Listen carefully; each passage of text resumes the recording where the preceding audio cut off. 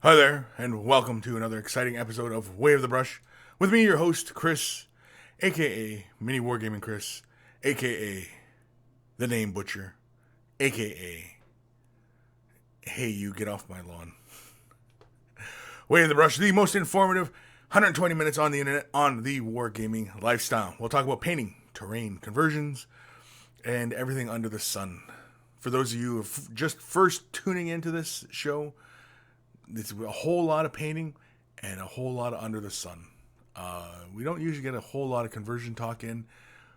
We don't usually get a whole lot of gaming in, although we do talk some gaming. Either way, we talk about anything and everything. Mostly painting is usually the format for the show. And so, yeah. So sit back, enjoy, relax, you know. I can see a lot of the regulars already joining me today. I can see GS Squared. Hey, monkeys. He's first. Knitfink. Hello, everyone. Hello, Knitfink. Soviet. Hi, all. Danish Artist. Hey, Kris. And everyone monkeying around in here. It is a bit strange. I didn't get a notice about today's Way of the Rush. Well, I don't know what to tell you. I send an email out before I do the show, about an hour before the show. But otherwise, yeah, I don't know. The mailman slipping up, I guess. Robert Gould, buongiorno. Buongiorno. Clover Fox, hey all. Eric's Coins, hey monkeys, hey Kris. Mark Hill, hey Kris. Kurt Krishon, good morning. Alexander Musal, yeah. For the greater good, yes. Managed to get here before the show starts, yay. Well, that's a good thing. Lewis Willie Mole. I'm probably saying that last name wrong, but Willie Moles?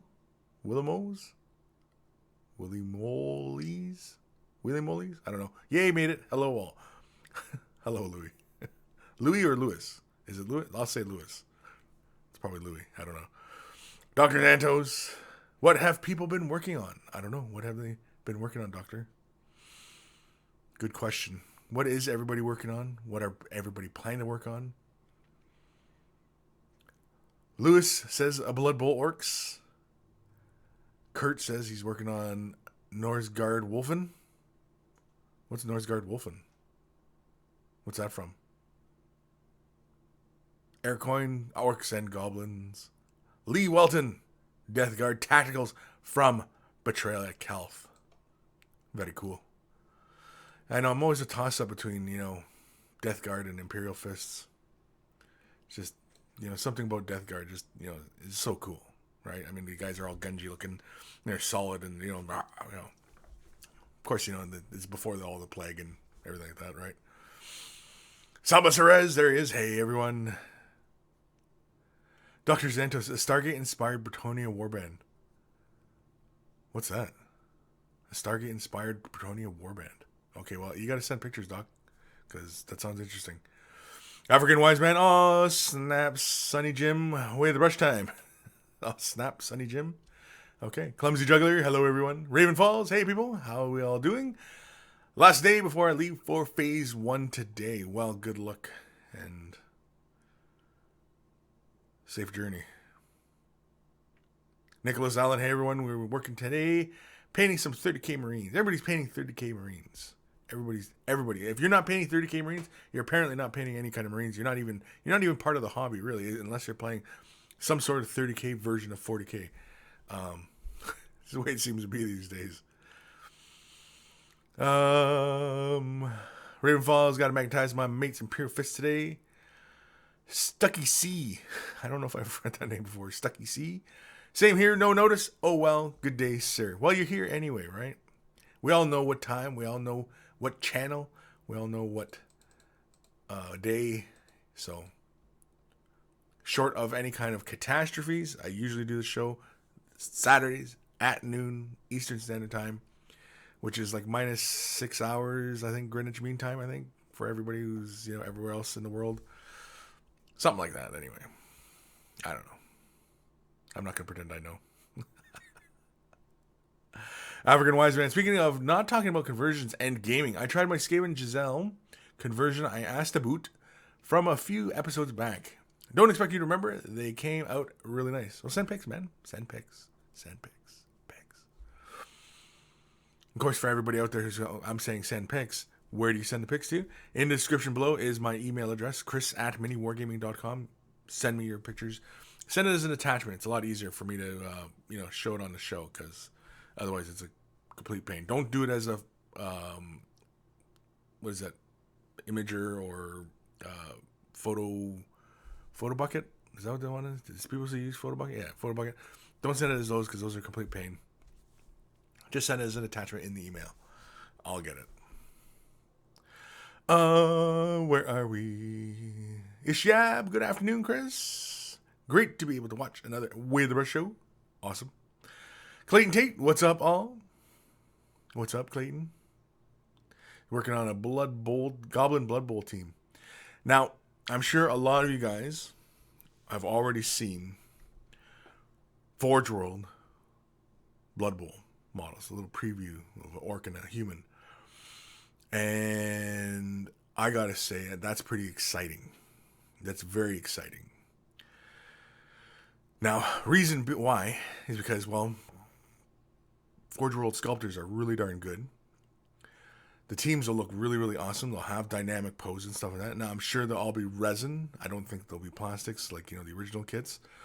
But the other thing that is interesting is that they will probably produce a pitch, with probably full details and dugouts. And, of course, it'll probably have cracks in the ground with skulls and crap like that. Think like Realm of Battle, but, for Blood Bowl, which I'm okay with. I'm fine with that. That sounds very fun. It sounds exciting. And I can't wait to see what happens. I can't wait to see what they're going to do with Battlefleet Gothic. If they're just going to, if they're going to do entirely new resculpts of the armies, or are they going to do, the classic sculpts? Are they just going to, reproduce those? I'm curious to see what's going to happen with all that. Because, again, early Forge World sculpts of, the Battlefleet Gothic stuff they had were awesome. They were the only place you can get, the little Thunderhawk gunships for, your little boarding actions and stuff like that. I mean, they're the only source of it. Because, Games Workshop wouldn't produce it. I don't know why. It seems like a really good idea and would generate lots of funds, but I don't know. Maybe Games Workshop's not all about funds anymore. Maybe they're about the miniatures.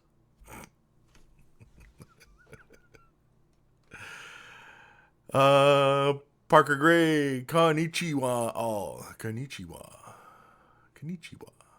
That's fun to say. Konnichiwa. I've always wanted to go to Japan. I'd love to go to Japan. Just for giggles. Just as a tourist. Just check stuff out. And, yeah, just to check the stuff out. Of course, all the sushimi and sushi I could eat. And just check it all out. It'd be awesome. Not the radioactive part. I don't want to check that part out because I don't want to get all lit up. But yeah, the really cool spot, Mount Fuji, stuff like that. The tourist stuff. Soviet. I got a 135 early Panther Tamiya model to be worked on tomorrow. Very cool. Robert Gould painting the last Space Marine right now, and then onto a Rhino. Very cool. Isvanir the Accursed. Steelhead Halberdiers, Dark Elf Executioners. Steelhead Halberdiers. Very cool. Now, apparently there's another sculpt of those coming out. The box set of 10 or something like that. Of the Steelheads. And I've seen the pictures of it, and they look really, really cool. And I want them. Because I need more Steelhead Halberdiers. I mean, who doesn't? Where are we? Kurt Kershon. Northgard was a Kickstarter. One of the faction is dwarves and large wolfen. So the mini is a resin dual sword werewolf. Well, dual sword? A resin dual sword? Very cool. Sounds interesting. Again, send pics. Alexander Musel. Storm Surges and Riptides are on the menu. Cheers. Isaac Neal. Hey, Kris, you're on TV today. At least my TV. Yeah, I mean, anybody who's got a smart TV, right, can stream this off the YouTube app and watch this on the TV, and sit down and then you can say, "Hey, I'm watching Kris on TV," and I don't know how important that is, but it's kind of interesting. It's kind of funny, right? If you asked me like 10 years ago, would I be, entertaining people and, making a general ass of myself for, public laughs? Would I have said, "Oh yeah, I can totally see myself doing that"? No, not likely. Where this is all at right now, never saw it coming. Didn't even plan on it. Didn't even hope for it. Banshun, I saw Matt said you were hiring a new painting goblin for you to abuse. Means more painting vids on Mini Wargaming? Yes. We hired one more painter, I do believe. And so with this other painter, we are going to be producing a little bit more content. Now, this painter is working remotely, so we're not sure how many vids this person's going to be able to produce, per week, per month, thing like that. Hopefully it's a good amount, so that we can have a good mixture of content that goes into the vault and goes up for free, because then the plan is the stuff I produce goes into the vault and goes up for free. And that's just so that, because right now as it is like with Mini Wargaming, I mean, everybody knows that we do a lot of bat reps, but not everybody knows that we have this huge repository of painting knowledge in our vault. And so we got to start, advertising that and start getting people in and start getting, more and more people interested in joining our vault, because, there's a lot of people out there who don't know that, our vault is full of painting videos and on varying subjects, not just the same crap, but I mean, yeah, there are like 20 videos on how to paint a Space Marine, but it's 20 different ways, right? So. Where am I? Lee Walton, Death Guard for the win. I was waiting for some Forge World expensiveness to turn up. Typhoon model, looking amazing. Yeah. Alexander, yeah, really? Have you got a grot to haul stuff around for you? No.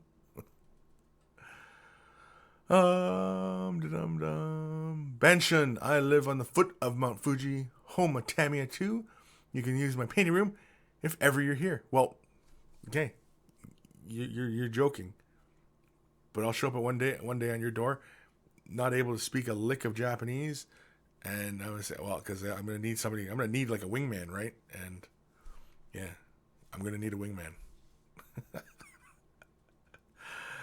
Is for, yay, I'm not that late. Nope, you're not that late. I'm still going through roll call. I'm still reading comments here, just seeing what everybody's up to. Just generally getting the feeling of what everybody's up to today, It's always kind of nice, like, we do spend a lot of time where I read the comments and kind of, banter back and forth with you guys. But also, I mean, it's a way of, seeing where you guys are at and, seeing what the general communities at. And I mean, like, some of the stuff you guys are talking about, I have no idea. I've never heard of these companies and these models, and so yeah, it interests me, man, because the more I know, right? David Taylor, hey y'all. Holy man, this guy's name is Defugus Kivmalov. It's just like he just hit the keyboard, made his name. Kris, I'm attempting a marble effect with steel wool and an airbrush. Have you ever done it that way? Is there a better way? No, attempting it with the steel wool should actually give you a really good result, because you separate the steel wool, right, and you're spraying through the mesh, and then it should give you some cloudiness, right? And especially if you've drawn the steel wool out, so you have like the long fibers running like that, it should give you some long wisps along the model surface, and that's really good. Although you are still probably gonna have to come back in with your fine detail brush and just kind of finish off with some of those little like vein like details onto the marble. But otherwise, no, that's a really great way. I like that technique. I saw that one for first time. Lester Bursley, awesome paint job, and he was painting the undead carriage with the ghost horses and stuff like that, and he was using Scotch-Brite pad. and he was spraying through it. And I thought that's a great way of, you know, creating that little misty cloud kind of look, just to break up surface texture and stuff like that. And I thought it was an excellent idea, and so I've borrowed it a few times, and yeah, I like it idea. I like the idea. I like. Shio 720. Hey Kris, catching up on the show again, assembling Ibris and Core Farron before making a start on some word bearer vets. Thanks for the sculpt tutorial for these dudes. No problem. What sculpt tutorial? Oh, the painting tutorials? Yeah, because the word bearers, yeah. Yeah, those were like the first ones I did for this little kind of run I've been doing. And for anybody who's, you know, been watching the videos like in the vault, I've been doing a lot of Horse Heresy color schemes and like painting up, you know, Word Bearer, Thousand Sun, and Death Guard. Death Guard was the last one that I finished, and so next will probably be the guys with the all the anger and the chopping swords. Wow, I can't even think of their name now. World Eaters. You know, the guys with the chopping swords, the World Eaters. Yeah, there we go. Yeah, so that's probably going to be the next one you guys will be seeing. Because again, doing the white armor is different from doing a Death Guard, and also I'm going to probably do some splatter blood and dried blood and things like that. And yeah, and of course freehanding the icon and, you know, all that gimmily gook. Kemenized morning monkeys. Good morning, Dr. Santos. Kris, sent pics. Cool. Oh, yeah, I see I got a new email. Okay. David Taylor. Kris, you did Death Guard before Blood Angels. You lose 5 Moople points. Why do I lose 5 Moople points? Man, all the guys I've been doing are Trader. I mean, I've been doing Traders. Oh, well. 5 Moople points. I'm sad now. Soviet. Kris, have you used any of the wax-based AK interactive metallics? It's called True Metal. No, I've not. No, there's a lot of paints out there. They are solvent-based, or they're enamel-based, or, you know, and yeah, a lot of those ones, like they're lacquer-based and stuff like that, they will get you a truer metallic finish, almost like a mirror finish, really. And that's just the nature of the chemicals and what they can use to bind. Because for acrylics, it seems like, you know, it seems really, really hard for acrylics to get that mirror finish. Whereas like lacquer and enamel, those solutions, they've had that on lockdown for a long time to do, you know, a mirror finished metallic paint, right? Chrome and stuff like that. Apparently it's been around for years. So I don't know. Dave Taylor, the Mortis Engine? Yeah, that one Lester was doing? Yeah, the Mortis Engine, that's it.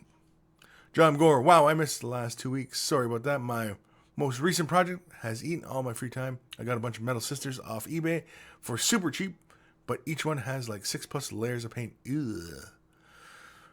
So you're dropping them in like brake fluid or simple green or something like that and just let them sit for like a week. Ban Shun, what's your opinion on painting eyes? I have a lot of dwarves and a lot of time. And a lot of time I think you couldn't see the eyes from a distance if they were real. Painting on the models looks unnatural to me.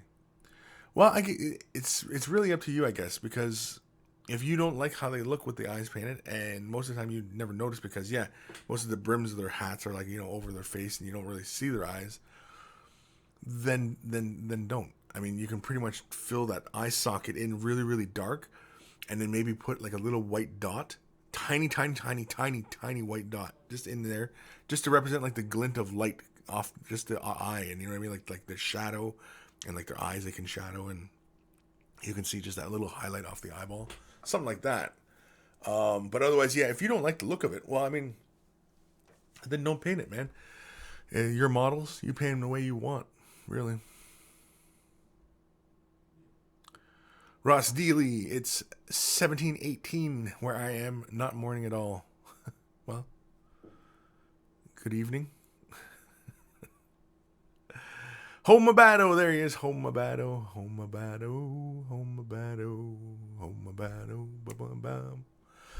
Hello, people. Hello, Sir Kris. Hello, Hamo Babado. Bababa. Threw in the extra B sound for you guys. Homo Babado. Bababa. John Gore. Another thing I like is just having black eyes. Goes great with helmeted models. Makes the eyes look shaded. Yeah, if you can leave it just like dark in there. You know what I mean? And it looks intimidating because you can't see their eyes.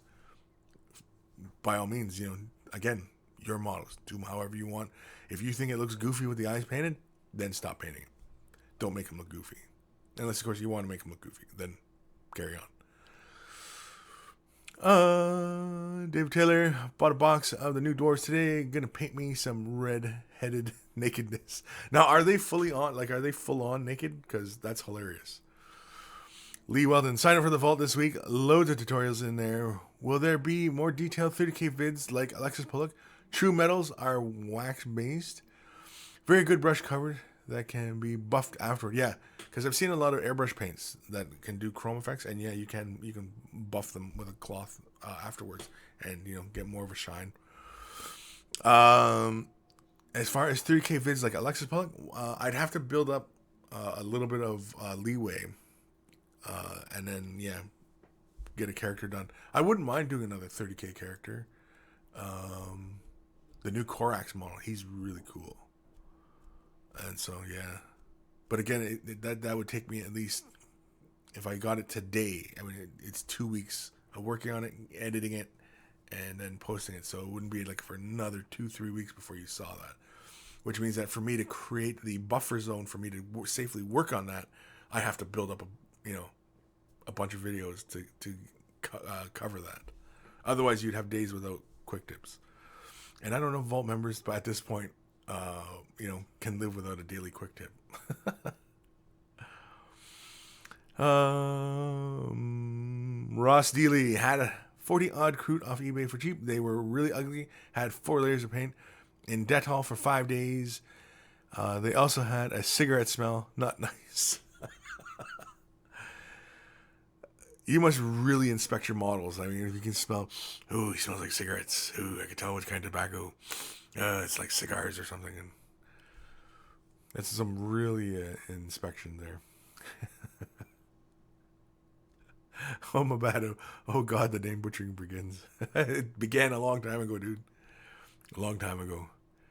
Demi-Doss. There he is. Do not fear. Demi-Doss is here. David Taylor. Kris, one episode. You should sing everyone's names.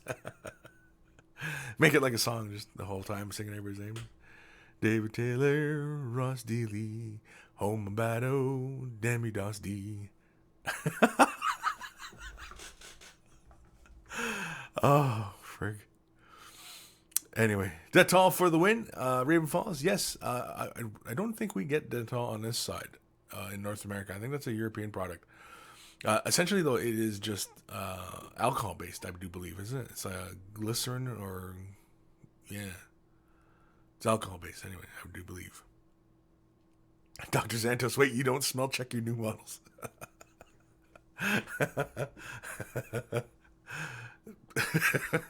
No, I don't, I mean, I get a model off eBay, I mean, like...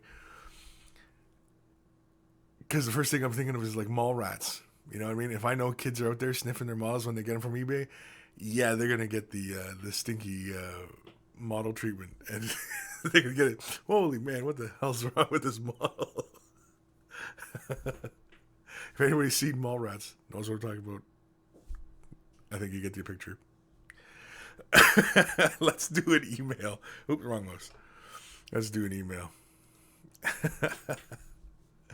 This is from Brad Davidson. Hey, Kris, it's been a while since my last update.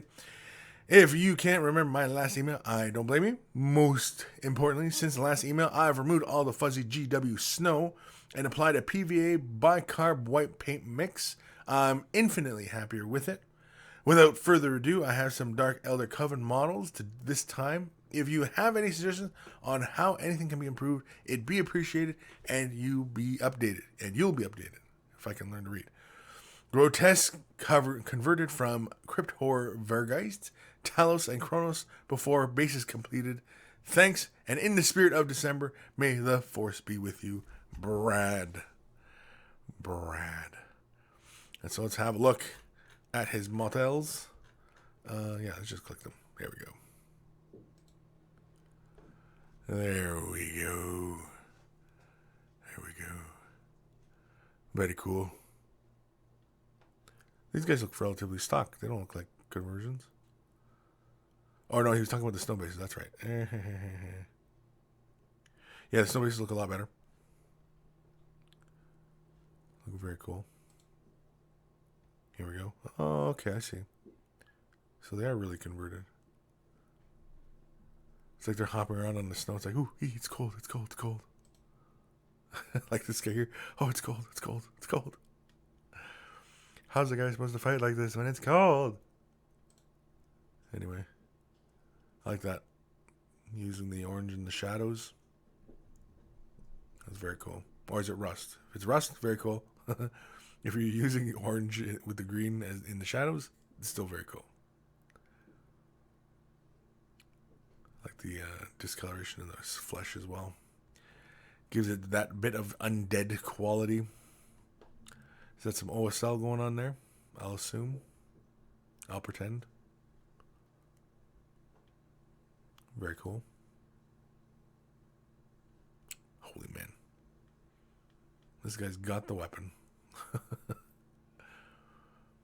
Yeah, I guess it's rust, right? Because you can kind of see it on there. Or maybe it's dry blood? No, it's got to be rust. So you can see it on the sword as well.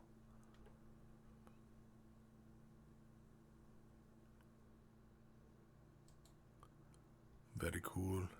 More OSL. Was that it? I thought there was something else in there. That wasn't it, was it?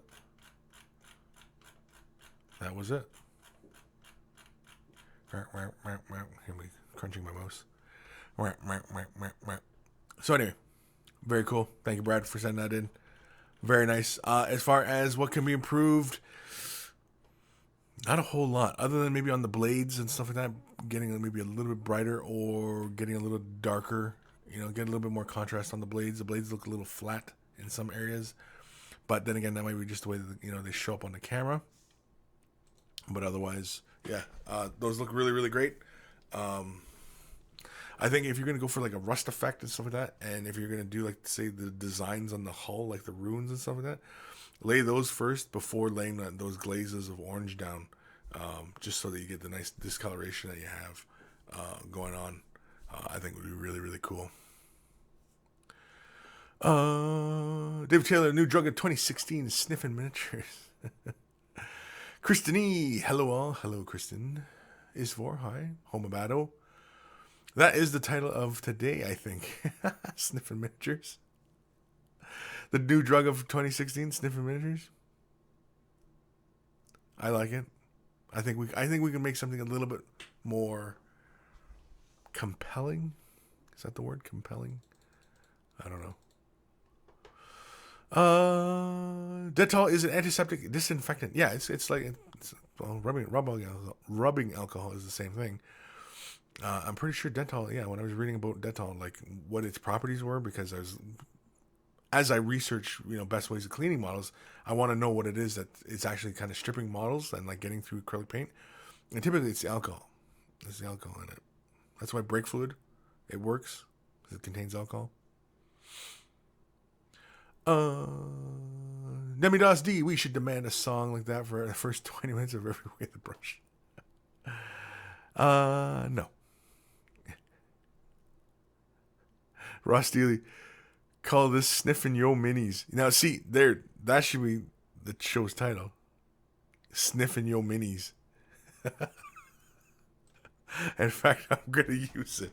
Sniffin' Yo Minis.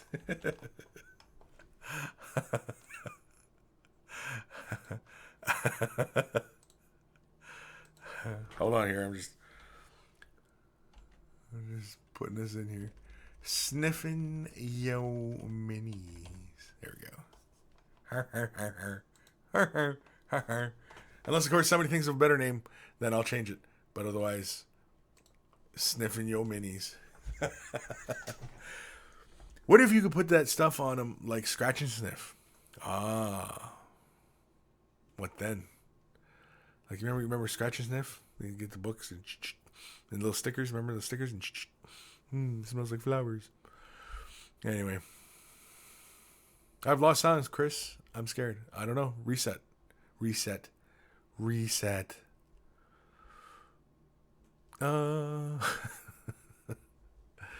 Kilo 8878. Hey, Chris and all the monkeys. It's been a while. Yes, it has been a while, Kilo.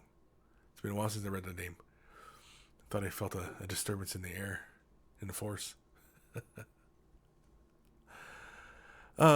Geez, Louise. Comments are flying by here. Jim White. Title declared in half an hour. Cool. David Taylor sniffing your minis. What? Danish artist, I've been told I have many miniatures. How can one have too many miniatures? Those heretics don't know what they're saying. No, they don't. Unless, of course, you have too many. But what is too many? I think too many is when you have, I guess, a handful painted, a wall shelf full of assembled, and your garage is packed with unopened boxes. I think you have too many. I think that's where it is. That's when you have too many. Is when you have more unopened boxes than you have completed models. There we go.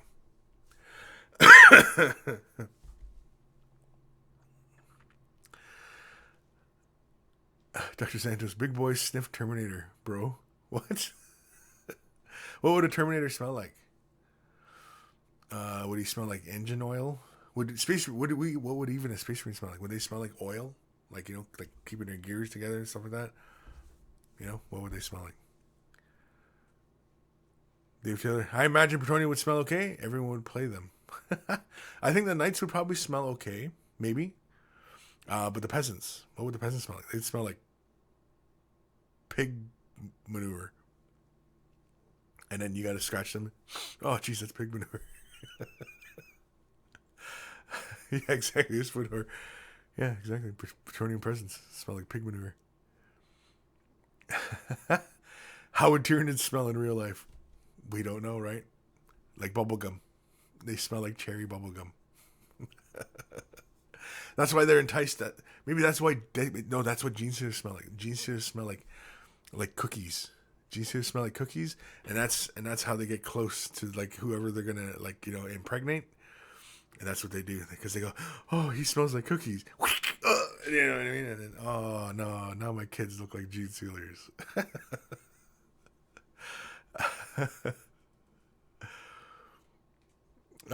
Soviet, do you think GW large case would be good for X-Wing models? I don't have anything else to transport mine. Yeah, I think it'd be fine.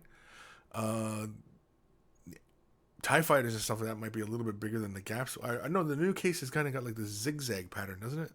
That should be fine.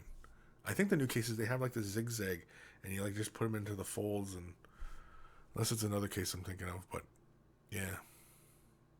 Anyway, I was really disappointed in those cases, those new GW cases. I thought they were going to be bigger, like the big one, and it's like, this is the big case, because I thought maybe it was like a big Pelican case, right?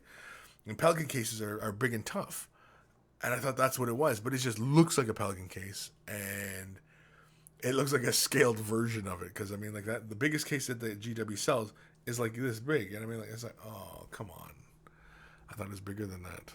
I was disappointed. I was let down. I was saddened.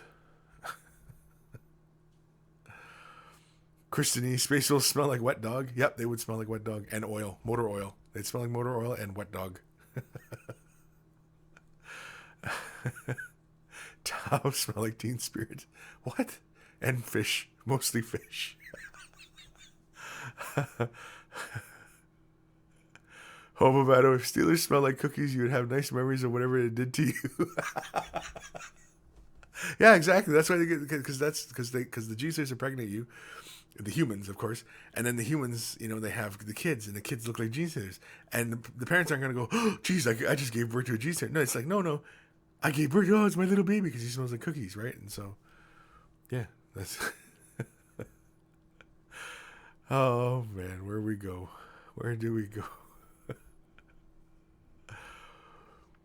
Lewis, they do. The new Citadel cases are really good. I have it and really good for my nights. Okay, cool. Clayton Tate, mental note: be careful if you bring a plate of freshly baked cookies. Kris says he might think you're flirting with them. I might actually, or I might, or if they're really good, I might propose right then and there. I don't know, one of the two. Because I'm a sucker for home baked cookies. A sucker, complete fool, a complete fool. Is for. So a marching army in Tao is like a wave of fried chicken and sushi. I don't know. Dr. Santos getting hungry here. I know, I'm kind of getting hungry here. I need a coffee. I need a little bit of coffee here. Shio720. I, for one, welcome our new cookie scented overlords.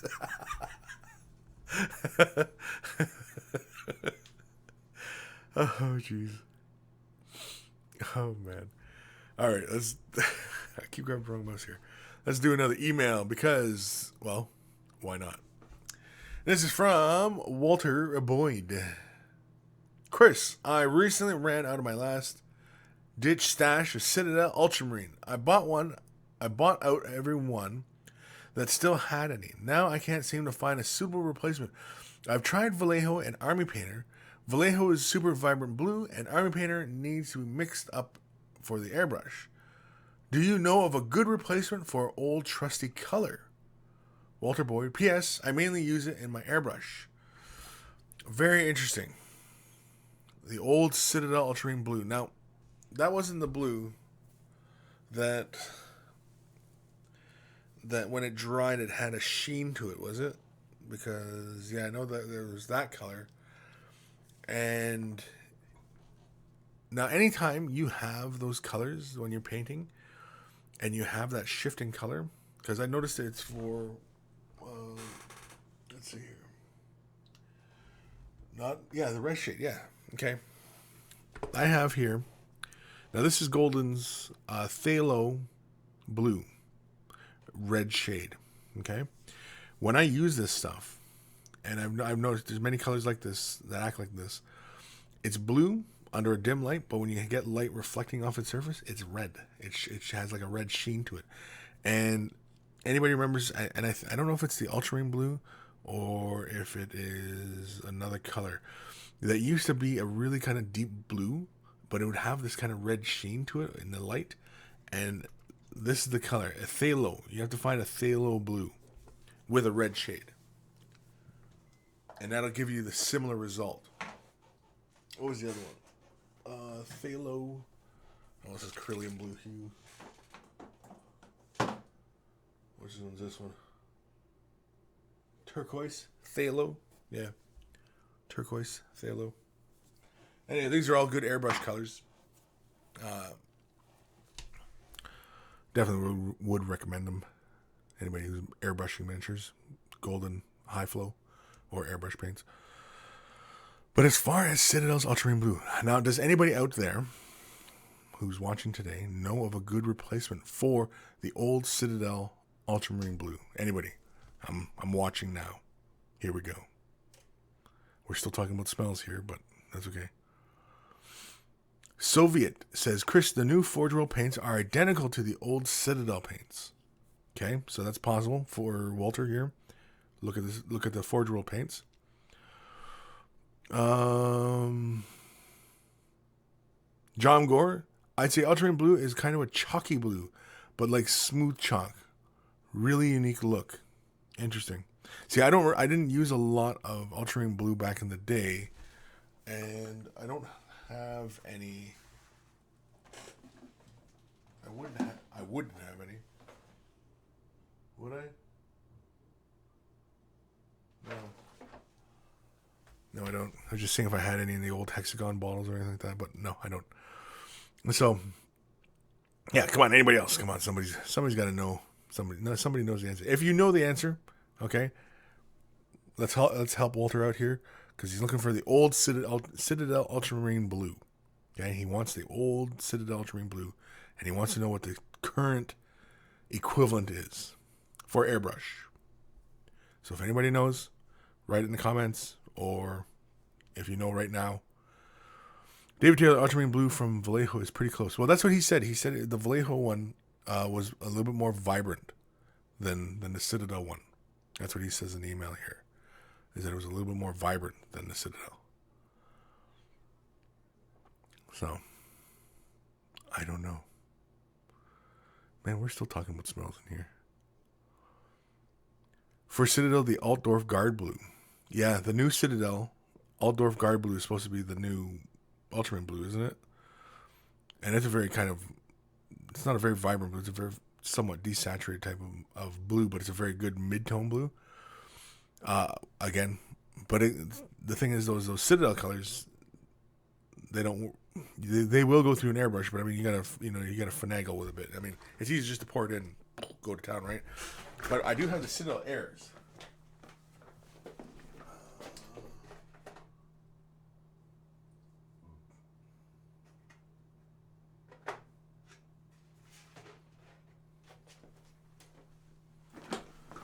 I do have the Citadel Air.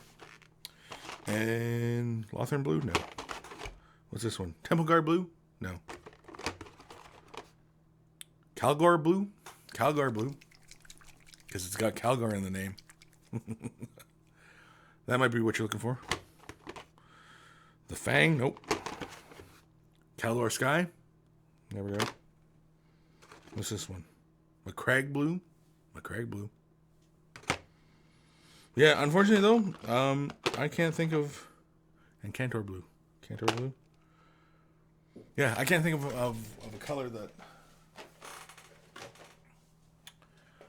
that matches that, because again,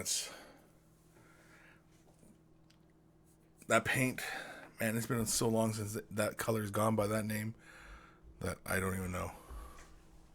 So again, if anybody can help poor old Walter out here find the equivalent to Ultramarine Blue, the old Citadel Ultramarine Blue, please write it down. And so that Walter can say, got it, thank you, and all is good. John Gore, I'd say Cantor Blue and a touch of white and a touch of purple. It's a lot of mixing. Again, for the airbrush, though, I mean, he's got to, if he's going to do for an airbrush and he's going to mix it, I mean, he's got to make, larger quantities of it so that he can reproduce it over an entire, smattering of models. Lewis, where are you located? I think I have one or two Ultramarine Blue back from the old days when they didn't dry up. Yeah, when they had the old flip top, the hexagon bottles or the old perfectly round bottles. Yeah, which basically the forge rolled ones are the exact same. And those are pretty much like Privateer Press. That's another one. Privateer Press. I'll bet you, Walter, going back to the email, if you look at the Privateer Press colors, and those colors are run a little bit thinner, and so they go into the airbrush pretty well. What blue it would be, I don't know. Probably like Signar Blue or something like that. But yeah, that's another possibility to check out, is the Privateer Press color line. Because they have, their colors are pretty much like the old GW colors. And they flow like the old GW paints as well.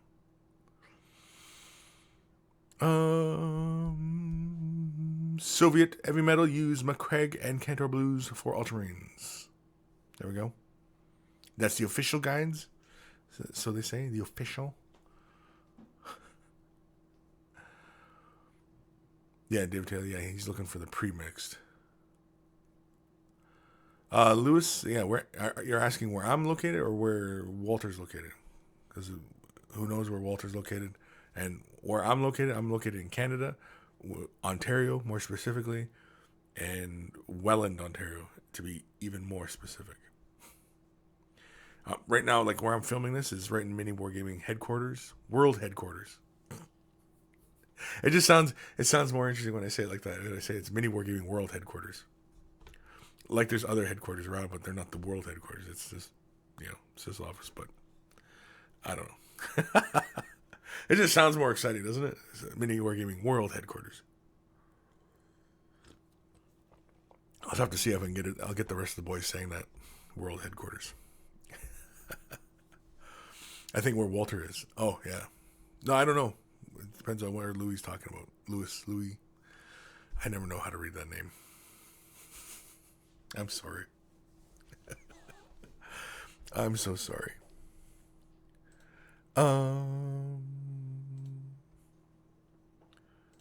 Let's jump to another email, I think.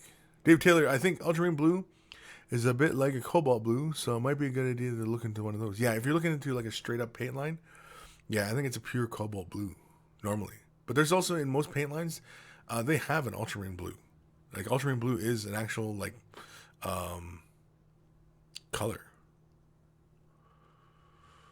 Raven Falls, anyone got any advice on how to do an eye on a termagant? They're so small and they annoy me so much. Well, you obviously use a detail brush, your finest detail brush.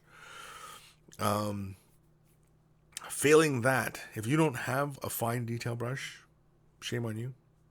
But you can use something like, say, a thumbtack, apply a little bit of paint and apply it into that tiny little area, something like that. But as far as doing the colors, just do one solid color. I mean, if your color scheme's kind of dark, do bright eyes, you know. If the color scheme's kind of bright, do dark eyes. Yep. If your color scheme's like in cool colors, go with a warmer color for the eyes. And vice versa. If the body's warm colors, go with a cool color, you know. Opposites. Sylvia, I think it would be worth asking Forge Roll what color schemes they use for ultramarines. Some friends of mine have done the same, and Forge are always happy to help. Yeah, again, for Walter, yeah, that'd be a good idea. Just contact Forge Roll. Again, the ultramarine blue that Forge Roll uses may be the exact same color that, you know, he needs. So he's just got to go to Forge Roll for his color. Maybe. I don't know. We'll have to try it. Ross Dealey, Kris, will you make my day? Get one of your Elder off of your shelf and sniff it, please.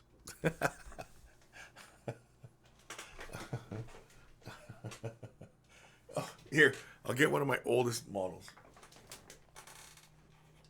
All right. This is one of my oldest paint jobs. This is the old Farseer. Back in the day, he's pointing. What he's pointing at, I have no idea, but he's pointing. He's like, you know, him over there. Get him. It's him. I knew it was him the whole time. So, let's give him a sniff.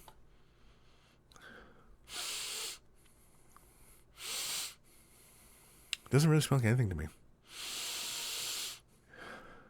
The more I sniff, though, the lighter headed I get. You guys are going to watch me pass out right on camera here. Just... No, I can't really smell it. My nose is a little bit stuffy too, but... Steve!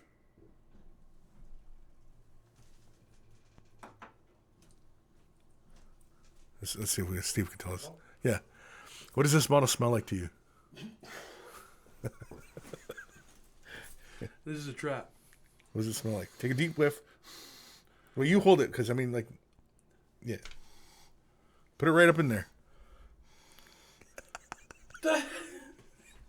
Am I on camera just sniffing them off? I don't know.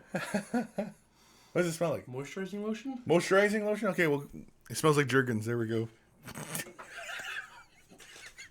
Can I get an explanation? No, there's no explanation. Somebody emailed me, let me know what happened there. Yeah. No, they wanted me to sniff a model. Smeldar. Smeldar? That was a thing? You want to just... Jeez. Smell like elderberries. Greenleaf terrain. Kris, there he is. Adam, what's happening, Adam? Kevin eyes. Use toothpicks for eyes. Yeah, that's another one. Toothpicks. Use a toothpick. You can use those little things for cocktail drinks, like the little plastic swords. I used to steal those all the time. And I used to give them to my guy G.I. Joes, and because I'd always lose the weapons for my G.I. Joes, and so I always use those things for their weapons. And of course they were clear, right? So like it looked like Star Wars and yeah. Anyway.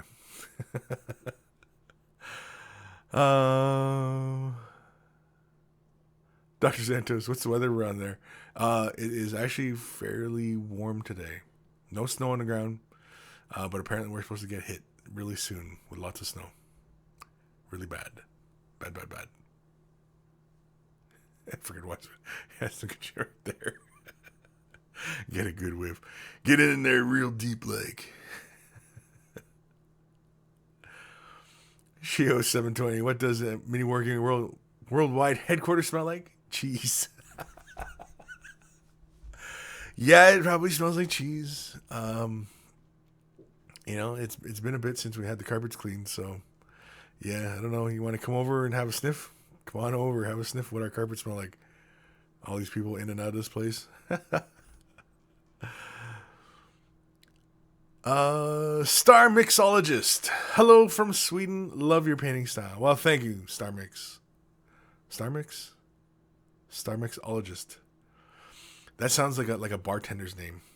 Star Mixologist. It's a great name though. Star Mix. Geez, where am I now? Kris, geez, you guys just rule 34 to yourselves online. I don't know what that means.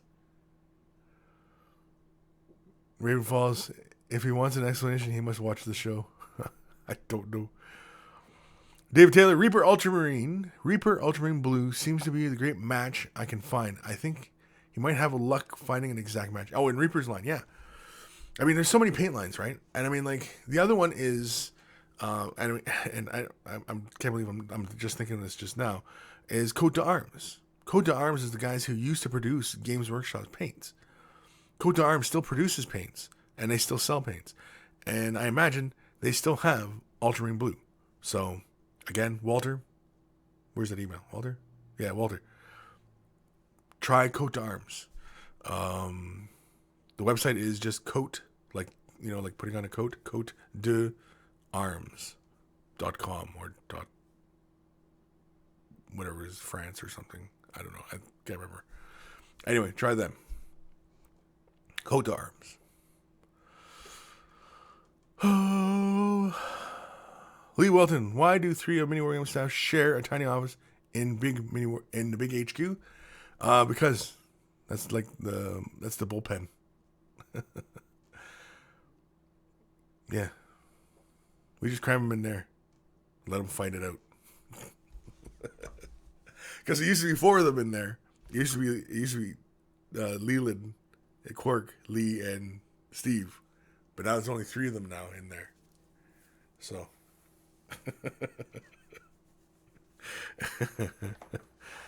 Yeah, I just let them scrap it out in there all day long. Mad Cow Crazy. Is it possible to challenge you, Kris, to a battle at Mini Wargaming? It is possible. It is possible. It's entirely possible. Will it happen? Who knows? But it's possible. Raven Falls. I hear that the after basic is likely that will be posted in Canada. So, Kris, I challenge you to a 2K, 40K battle. Bring it. Bring it. Bring it, pal. YOLO.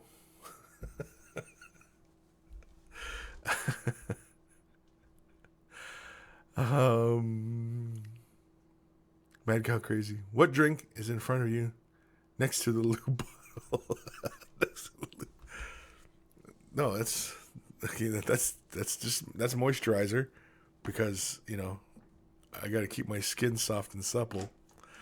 This is just some baking soda. This is a tripod head.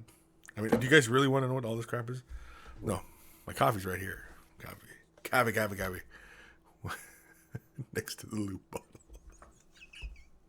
It's like, just before the show, I got to lube up. Anyway, let's do an email. Another email. This is from Jacob. Hey, Kris. I've been doing Warhammer 40K for a couple years now and painted my fair share of vehicles by hand and have heard that airbrushing speeds the process way up. I was just looking through a few videos to find what airbrush you use and where you may have got it. I was on the Mini Wargaming website and saw the airbrush ad and looked at it. and heard about someone using a Badger Patriot. Well, we're already filling in the words. Using a Badger airbrush, and wasn't sure if it was you or not. I found that one that looked like the one you used on Brush Noob or something like that. Which one would you recommend? And also, how do I prepare Citadel paints for an airbrush? Thanks. P.S. Is there any compressor you'd recommend? Well, Jacob, in our vault, of course, I always start this off because in our vault we do have videos on airbrushing, anatomy airbrushing, and airbrush care. I don't think we really do have like a buying guide though, and I mean, we got Badger had sent us paints and airbrushes, and so I use Badger in the videos whenever I'm airbrushing. I use a Patriot 105. Patriot 105 is a pretty darn good utility type airbrush. It does a lot of the priming, base coating, initial shading. It can get into some really tight spaces. It can get into some fine spots. When you turn the air pressure way down and come in real close, you can get into some really fine places. But otherwise, I use a Renegade Chrome from Badger to do fine stuff, like fine little details and things like that. Not like I would with my regular paintbrush, but when I'm creating like smaller color blends on like gemstones or things like that, I use the more precise airbrush for that because it's got a finer needle and it actually has a little break on the back. You can set the depth of how far you can pull the hammer back, and so I like that so that you don't actually accidentally pull the hammer too far and get too much pressure going. Man, I can barely talk. And so Citadel makes a range of airbrush paints. Forge World makes a range of airbrush paints. Both are on the slightly pricey side, or I should say premium side, really. It's pricey, but it's premium, right? You're paying a premium price on this stuff. Minotaur is a fair priced product, and that's done by Badger, but I mean, you get a lot of paint for your dollar. Vallejo makes a great paint line, and they have some really great colors in there, and they have an airbrush line as well. But say for example, you just bought the brush and you got a compressor and you're okay, here we go. Oh no, I need the paints. Well, not really. You don't really need the paints. You can take your Citadel paints and put them into the airbrush. And I do have a video on this in the vault, using regular paints through the airbrush. I use like P3 paints, I use Reaper paints, I use Citadel paints, I use regular Vallejo paints, and I kind of push them all through the airbrush and see, what flows really well. And the Citadel paints on their own with no thinners will go through a Badger Patriot 105. They'll go right through and spray. They gunk up a bit, but you have to use a higher pressure, of course, to get the vacuum through. But otherwise, it will go. Once you thin it down with either some medium or some water, just a couple drops here and there, thin it down, and it flows really, really nice. And essentially, that's all it really is for the airbrush line too. It's just that they use their airbrush thinner, and it's a thinner bodied acrylic medium that they use, kind of like the Lemaine medium. You see how it looks really watery? It's similar to that. Throw that in there, thins the paint down, and it flows right through the brush. So, to answer your question, Jacob, yeah, you can use Citadel paints, but you might want to look into using other airbrush, like deliberate airbrush paints, just because it's easier instead of trying to mixing all the time. Make sure you got your ratios just right, and it's a bit of a pain. It's just a little bit more. It's not like it's that much harder. It's just a few more steps you have to take, is all. And compressor, our compressors are from Badger as well. So we've got like the what the heck is this called? The Inspire, I think it is. The Inspire. It's pretty good. Works really well. It's got a gallon storage tank on it, and it's got the moisture trap, and it's got all the accoutrement, and it works great. But as far as other compressors go, I bought one off of Fleabay for $30, and it did only, I think, 30 psi, and it was, it did the job for me. But I couldn't control I had no regulator on it, And so I was just at the mercy of just 30 psi all the time. And so basically, it was just doing priming and base coating for me. But otherwise, again, it's entirely up to you. It's entirely up to what you want to spend, and yeah. But again, don't fall into the trap that you need an airbrush, unless of course you are, going to become a commission painter, or if you just absolutely have to get this army done in this lifetime, then yeah, get an airbrush. Where are we in the comments? Let's go for the wrong mouse. Man, my throat's getting dry. Someone, Kris, I have a Tau army assembled, but I have never painted anything. What would you say to someone in my situation to help me over my fear of ruining them? Much love from England. Well, don't be afraid to paint your models. There's many solutions for people out there who have never, painted with a paintbrush. And I've been meaning to do a video where I'll paint something without a brush. I've been meaning to do that. It's on my list of things to do. Just to show people, like you can do something and, like you don't have to have the right tools all the time. You know what I mean? You don't have to have, $50 Kolinsky Sable brushes to get a good paint job. You don't have to.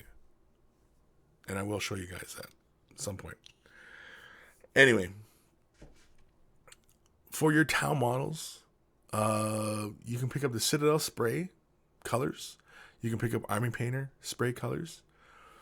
And I'm trying to think of anybody else who produces the spray colors. But anyway, for example, say you want to do your Tau sort of like how they look in the book, in the kind of brown orange hues, like they got those brown and orange values. Well, you can simply take, 2 values of brown and say an orange. Lay brown on the model first, very lightly, an even coat, and then come from the top and then spray the top. And then you'll get that color mix. And it's almost like it'll almost look like you airbrushed it, but you'll get the color variances. If you want to have that darker tone on some of the panels that are, around the model, just tape them off. Just get some green painter's tape, or, well, it's called painter's tape. If you're in England, then I don't know what the painter's tape's called in England, but it's for, like, when you're doing your house painting and stuff like that. Painters use it to mask off areas so they don't get paint on stuff, right? Like the trim of your door and stuff like that. Get yourself that tape. Put it over, like, how like the Tau engines have, like, like the little panel lines and stuff like that. And you just lay it over that. And then you spray your other color on top. You pull that off, and then you have 2 colors going on, and you have the panels picked out, and, away you go, right? So there's a lot of things you can do to paint your models without, even using a paintbrush. Just use 2 colors. Heck, they don't even have to be similar colors. I mean, you can use something like, you use red and, blue, right? Spray bottom half blue, spray the top half red. Let the colors blend in between, or you can spray the entire thing blue and then spray from the front and hit the front with a red, and you get this really interesting color fade going on through the model. Many different ways you can go about it, even just with those spray cans and just kind of, playing around like that. And then you'll find that, after you've done that, then you'll want to start picking up a paintbrush, and start picking out little details here and there. Doing transfers and stuff like that, it's not scary at all. None of this is scary. And in fact, for somebody who's brand spanking new to painting, Mini Wargaming's Vault has a ton of videos on this subject. And in fact, I have a series in our vault called Miniature Painting 101, where basically it is a complete introduction to the miniature hobby and painting and terminologies and color theory and all these things, the tools, the names of tools, brush techniques, all these things, just so that you're not overwhelmed when you're getting into this hobby. Because I know a lot of people like yourself, they get into this and, like, they're just overwhelmed by all the crap. And, it's nice to know that somewhere there's a source for finding the information. And in Mini Wargaming's Vault, in the Miniature Painting 101 series in our vault, I did this very comprehensive introduction to the hobby. And like I said, I go over terminologies and the tools and all these things. And so basically, it basically gets you very familiar with everything, so that once you start going to other forums and things like that, and people are talking about this kind of technique or this kind of technique, you can say, oh, okay, I know what he's talking about. He's talking about this. And so, yeah. So if you're not already a Vault member, you can try it out for 7 days. And you can quit after that if you want. But you probably won't. You'll probably stay. Everybody stays. No. So hopefully someone that kind of helps. If not, I don't know. I don't know what else to tell you. It's kind of hard to tell people not to be afraid of something. But I mean, like, okay, how do you convince them not to be afraid? Well, practice. Do it, Try something. Where am I in these comments? I don't know. I am lost. It's masking tape in England. Well, we have masking tape, and we have painter's tape. They're two different things. Masking tape kind of has a bit more gumminess to it, and painter's tape is not that tacky. It's right for the jab. Raven Falls, if you mess up your models, you can always buy brown Dettol and leave them for 24 hours and then strip the paint and leave the plastic. Yep, or you can always do that too. Ross Dealey, I'm back. Okay. Or Bach.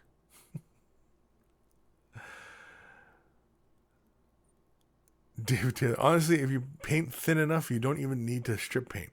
No. I have miniatures that I painted 3 times and nothing has changed simply because I used thin enough coats. Yep.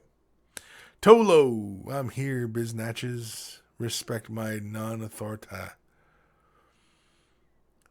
What kind of medication they have you on, Tolo?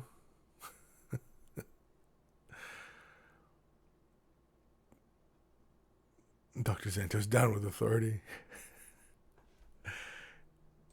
No more authority. Oh, that's not for Wear the Brush. This is for Wear the Brush. This is another email. Oh, wait, what's this? Someone. That does help. You might consider it's simple answers, but to me, you are oozing genius. I'm oozing genius? Man, that's kind of compliment that just swells a guy's head. And thanks, dude, and everyone else that answered. Yeah. And of course, yes. And I mean, like, I'm not the only source of information. There are tons of people out there with information. Even the people who watch me, they're a fountain of knowledge. I know there's so many clever cats that follow me. And, I think what it is it's really intelligent people like to flock together. I think that's what it is. And so, feel yourself kind of lucky that you've actually found a collective of really clever people. I didn't oversell that one, did I, folks? Anyway, this is from Robert Gould. Hey, Kris, I was hoping you had a good Christmas and a Happy New Year. I am sure that during the holiday break, you received dozens of emails asking for questions and the like, and here is one more to top it off. Anyway, I just recently started getting into the hobby after many years of building and painting fine-scale models. I figured I would give this a try. However, my skills with a paintbrush are somewhat lacking, as I have been working on my airbrushing skills with my latter hobby. But I figured I would try and paint these Dark Angel Space Marine up with a brush rather than an airbrush, and as such, my suggestions and or critique would be greatly appreciated in order to become a better mini painter. Have a good one, Rob. Rob, were you supposed to send me a picture? Rob? Yeah, I didn't get a picture, Rob. Rob, you're here today, too. Damn it, man. Answer me. Was there supposed to be a picture in this email? Because otherwise, I'm not sure what we could do. Again, I mean, painting up Dark Angels. I know you guys probably get sick of me saying this, but there are videos in the vault, Mini Wargaming's vault, painting up Dark Angels with a brush, of course. I think I don't know if I do one with an airbrush, but anyway, brush technique, if you're using an airbrush, most of your hobby life, and then you're switching to a paintbrush. Now, I'm having a hard time imagining that, because I kind of figure that everybody starts with a paintbrush and then goes to an airbrush. But I forget about the guys who do like the World War II tanks and, like the battleships, and they're using nothing but spray cans and airbrushes all the time. And, they use the little paintbrushes whenever need be, but not to the extent I think that we miniature painters, do it. And, I kind of, I kind of have a hard time imagining, going from airbrush and then learning brush. I just kind of have my brain is just not kind of wrapping around that one yet. Okay, so Rob says, "Hang on, let me resend." Yeah, because there's no pictures in here, Rob, there's no pictures, Rob. It's just getting pissed off. Hold on, damn it. Anyway, so until Rob sends me an email with a picture of his Dark Angels, we'll just sit here and look at each other. Actually, I'm gonna have a sip of coffee because, man, my throat is parched. It's so dry. Oh, the air's dry around here. Again, my nose is just kind of sniffly. Come on, Rob. So hold up here. Just click file, send. How long does it take? He's gonna get pissed.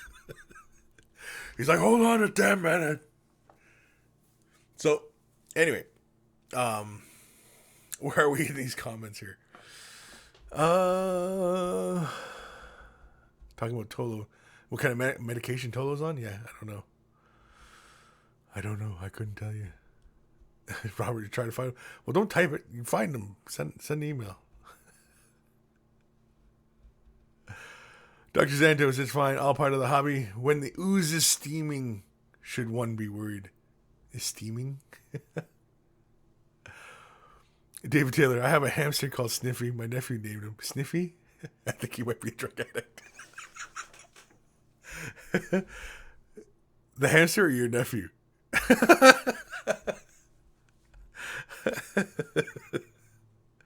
You gotta be specific here, Dave, because I don't know which one you're talking about. The hamster or your nephew? David Bus. No, it's gotta be Booze. Anyway, again, name butcher, so don't get mad. I don't think I've read that name before, so welcome. Chris, with the team getting into 30K, any thoughts on starting a Legion yourself? Yeah, many thoughts. I would go Imperial Fists, mainly because I've already got Alexis already sitting on my shelf, so why not get more? Getting like breacher squads and stuff like that. I also like the Fire Raptor, the one with the 2 Gatling guns in the nose. Oh, that plane's just awesome. That when I saw that one from Forge World, that almost made me start Space Marines. Well, I shouldn't say almost started me, because I do have some Crimson Fist going on, so slowly but surely. But yeah, Imperial Fist. I'd probably if I was to partake in our 30K-ness, that sounds too close to something. 30K-ness. Anyway, yeah, so Imperial Fist. David Taylor, my nephew. Oh, yeah, your nephew. Okay. Sniffy always playing in white powder.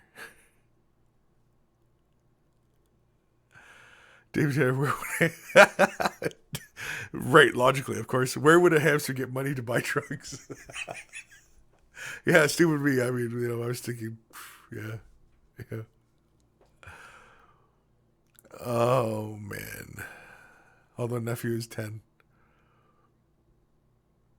Chris seems the kind of guy always up for giving the opponent a good fisting. With the fists, yeah, Imperial Fists, giving him a fisting. Oh, here we go. Robert finally sent that email. Jeez. Have to show waiting around for Rob. Okay, so Rob, to go back to the email that Rob had sent in, He wanted to know because he's coming from airbrushing primarily as a part of his hobby, and now he's doing brushwork, and so now he wants to know, what he can do to improve. Is it improve your brushwork or just I guess improve, right? Everybody always wants to improve. Now, see, here, okay, I'm looking. Oh, he's kind of blurry, so it's kind of hard to see him.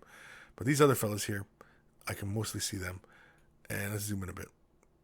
And see, like, where your highlight placements on your models, that's like mostly correct.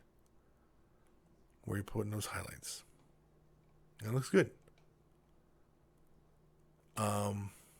Let's stay with this middle guy here, for example. Now, when you're doing these highlights on the shoulder pads, okay, when you're doing the edge highlight, which we often call edge highlight, you're looking to just catch just that outer edge. And often the easiest way to do that is draw the brush into a nice fine point and use the sides of the bristles and hold the brush, the bristles to an angle to that edge of the shoulder pad, and you catch just that fine line of the shoulder pad. And so you can actually do, say, you go with your mid-tone color, which is like halfway on the banding, and then with your brighter color, you come in and just do just this quick little corner here, on the knee pads, I would do just a line on the top of the knee pad. You don't have to do like this full shape. The toe is mostly correct there, like that. Although I'd catch that little guard piece that runs across atop the toe. Oftentimes the shin guard of the armor, I often do the bottom of the shin guard and follow the edge highlight around the bottom. The backpack, I follow the lines on top of the backpack like that, and then just follow the little end of the nozzles here. Let's see here. Let's have another look at a picture here. Yeah. Rob, these are blurry, Rob, blurry. Made me wait, sent me blurry pictures. Anyway, I'm just teasing Rob. But, yeah, so from what I can see, your painting is nice and neat. I don't see any problems there. It looks like the paint is going on smooth, but you might be using an airbrush to get your base colors down, which is fine. A lot of people do that. It's often a good way to make sure that you get smooth coverage. But like I said, your painting looks nice and neat. And really, it's just that. I mean, the highlighting, your placements, like where you're highlighting, is pretty much how people highlight these things. And it's just getting just a tighter highlight along the edge, and oftentimes that's all we do for edge highlights. Yeah, it's okay, Rob. I was just busting your balls, bud. And so we use just the edge of the brush just to get that fine line to occur, and of course with the final highlight being like probably something close to like a moot green or like a really bright green. Use your finest detail brush. For the red on the guns, I would use something like Agrax Earthshade or Carberg Crimson. Give it a wash, not a heavy wash, but just enough to fall into the recesses and create some separation from the metals, and then come back in and edge in the red again, and just edge the panel lines and things like that. The metals, you can wash them in Nuln Oil or Agrax Earthshade, whichever way you want to go. And then again, come back in with the metal, reestablish it. And then, of course, just a little bit of brighter silver. With the eagle motif on the chest, you might want to hit that with a shade wash. Oftentimes, people are hitting that with Nuln Oil just because it's a black on the gray. Of course, you could start off with, say, a mid-tone gray or a light gray and paint the wings. Hit it with a Nuln Oil, which would let the black fall within the lines, creating all that, showing off all that detail. And then you can come back in with, say, a white or really light gray, but most likely white. And then very lightly, you just catch those edges of the wings. and you just catch those feathers, and you just catch, just those tiny little details. And by doing that and being very careful and deliberate, you end up creating this color transition. And for the human eye to see a color transition, you only need about 3 colors there. 2 if you get like a bit of a nice, if you get like a feathered blend going on, you only need 2. But otherwise, for the human eye to see a color transition, yeah, you only need about 3 colors there.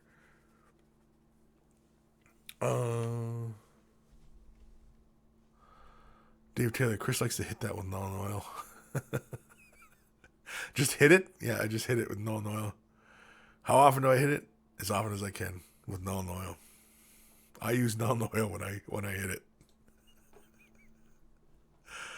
Come on, guys. Anyway, thank you for the email, Rob, and hopefully those suggestions help. If you were paying attention. If you weren't paying attention, then I can't help you. Yeah. So comments. Where are we in the comments? The Mobius. Sometimes things happen when you least expect them. I must be part of a conversation I've completely missed. Yeah, I'm not going all the way back for this. What is all this?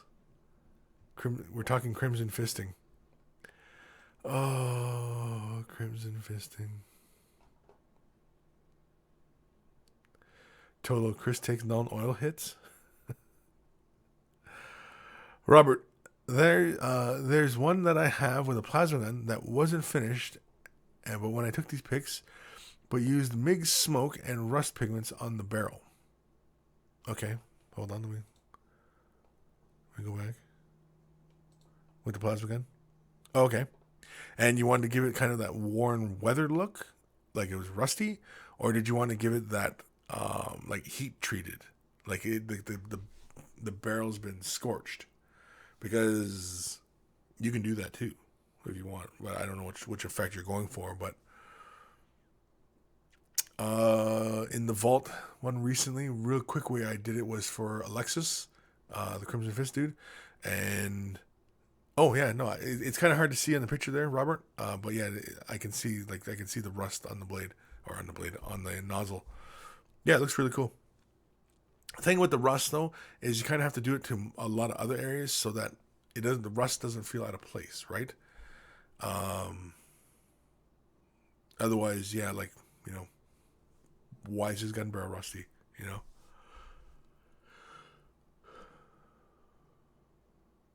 Shio 720, I find the fish goes in Imperial and comes out crimson. Tolo, he sniffs dooders and licks brushes. What? Heat treated. Yeah, heat treated. Heat treated? They get scorched when the gun's been firing. It's really hot, and the metal changes color. That's a really easy one, because all you do is, for that plasma gun, it's got a nice big facing on it. Half of it, almost halfway to the lines, you come in with Druchii Violet. Thin the Druchii Violet down, apply glaze. Let it dry, apply another little glaze, and then apply another glaze closer to the barrel so it gets a deeper purple towards the end. Then you grab Gilliman Blue, and apply that over where you did that last bit of purple, and you start to introduce blue, and you can actually introduce blue a little further back. Of course, you thin that down just a little bit, and you create a couple glazes of that, and then you come in at the end of the barrel and with a bit of black, and that'll give that impression of that scorched metal that from the heat from the gun. It's just the metal's all kind of discolorating. Man, this is a tough day for English.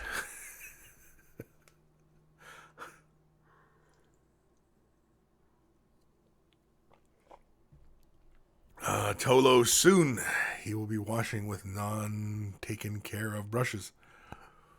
I don't know what we're talking about here. David Taylor in a cardboard box. I don't know what the heck we're talking about here. Selling his hair for just one more bottle of egg cracks. Oh, like I'm some sort of crack addict. I got you. Okay. Funny. I get jokes. I get jokes. That's funny stuff. Jokes. Ha. Yeah, the Mobius. Ha. Tolo, sing I see a little mini and want to wash it black.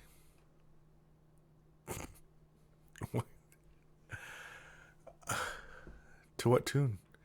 I see a little mini and I want to wash it black. See a little mini and I want to wash it black. See a little mini and I want to wash it black. See a little mini. Okay. Oh, somewhere we just completely derailed ourselves. Well, you guys derailed me anyway. I don't know. Oh, by the way, we're doing an email. This is from Kristen. Thought I'd send you 4 pictures of my newest finished model and get your thoughts on it. Happy New Year from Iceland. Have a great 2016 with regards.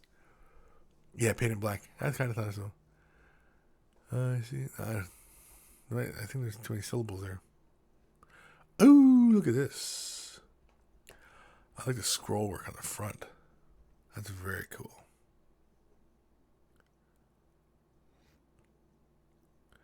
Now, it looks like you're edge highlighting and then stopped. Why'd you stop edge highlighting? Or did it all just get buried under details?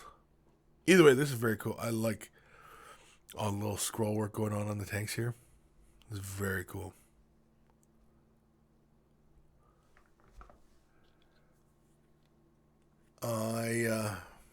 I don't know what else to say.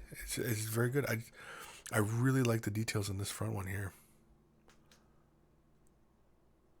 It's very cool. There's a little bit of rust on everything. Just give it a bit of age. I like how logically you have this one part of the door kind of rusty more than the rest, because that's most likely, the part that falls down, right? But very cool. Ooh. This looks like it's sculpted and glued on. Very cool. Oh yeah, there's more edge highlighting. It must be just the way that you have like your weathering effects, just obscuring some of your edge highlighting. But very cool.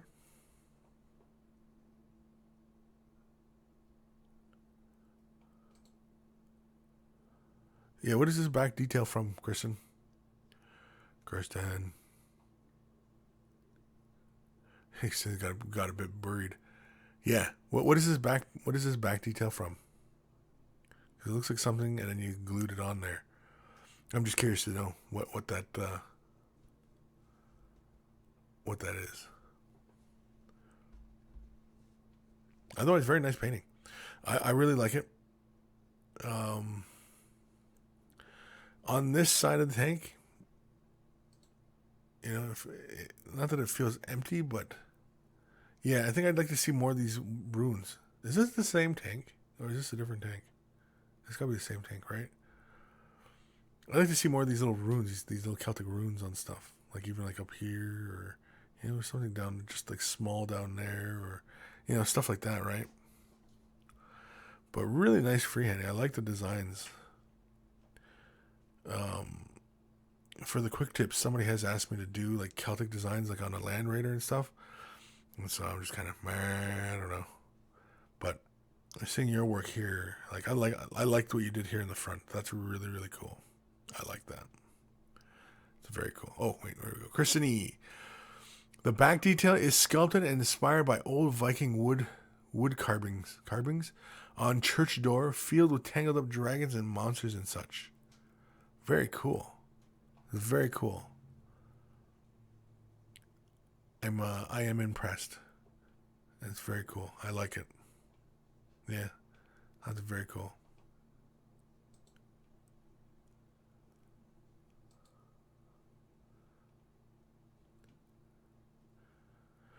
Yeah, I think in the future, I think I like this side. Like it's got like a lot of detail going on. But I think if you aren't going to just completely bedazzle the model, I think like a motif like this should sit on this side, just so that when you're looking at it from this angle, it doesn't feel overwhelming on this side, as opposed to the other side of the model, right? Because see, on this side, it doesn't even feel like the same tank. Whereas if that little dragon motif was sitting up here, then this side feels like it's got a little bit more balance. Whereas it feels overwhelming on the one side, It just creates a bit of balance when you're looking at the model. I'm not saying cover this up and put it over here. I'm, if you ever do another one, put that top motif on there. Because, like, looking at it from this angle, it's like, this has got all the detail, and then the other angle's got nothing going on, But otherwise, Christian, thank you for sending that in. Very cool. I really like it. That's really fantastic work. And I can only imagine as you practice it more and more, you'll get tighter with those lines, and yeah, it'll really be something to see then. Back to the comments. Everybody just saying really nice work on that, and of course, yeah, really nice work. The Mobius looks like a world serpent. Is that what it is? Kevin and I is too busy. Yeah, well, the one side, that's why I recommended the one side, the dragon get moved onto the other side. It's just because, it's a little too much, and then the other side of the tank doesn't really have anything. Whereas if the dragon was on the other side, then, it doesn't feel quite as overwhelming.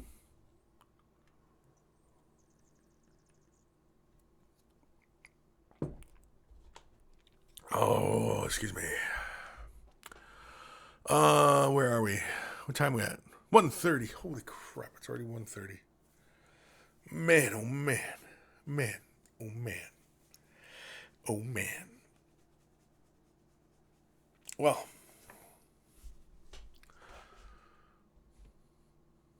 how about another email?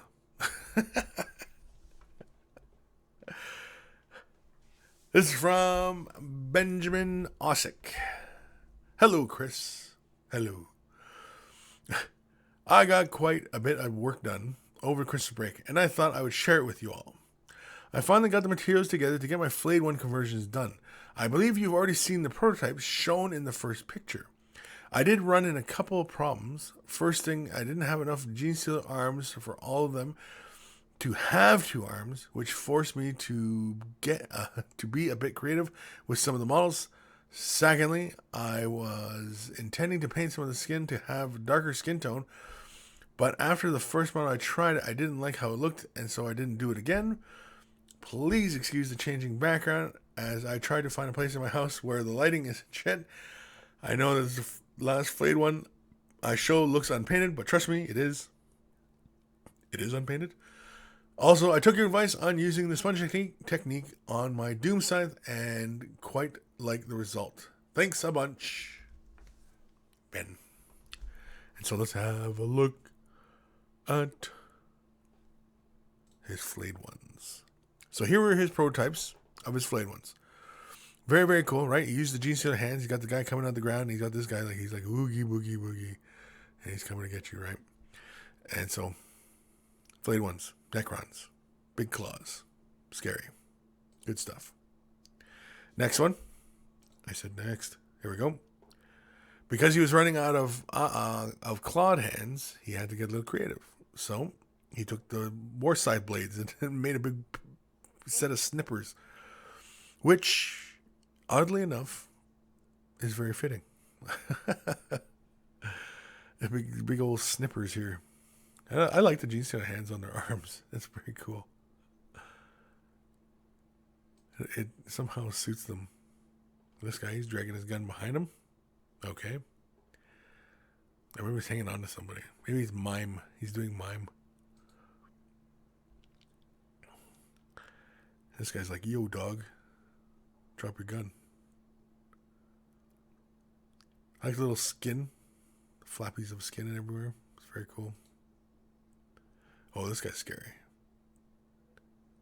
That's very cool. I like it. I like that a lot. The big hands kind of really do it. Especially with such skinny little limbs and you got those great big hands on them. Ooh, that's scary. It's got like the leather face going on. It's funny how those G-Suit hands work. Oh, you just glued the arms right in. Okay. I thought you were still using the Necron arms and just using the hands. Well, you're just gluing the whole arm right in there. Gotcha. Very cool. Oh, look at this guy.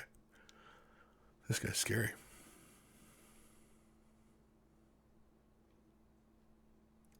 It's almost like he's got a cape with a thing. This guy looks like he's dancing.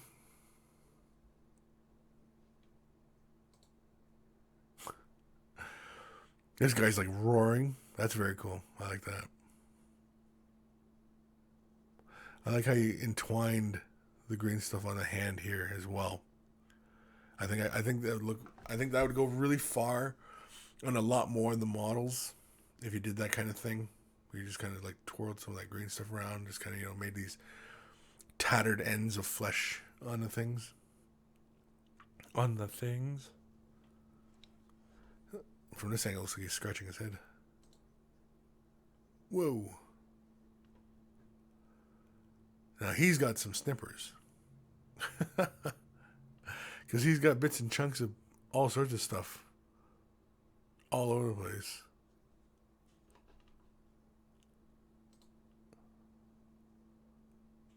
He's missing an arm.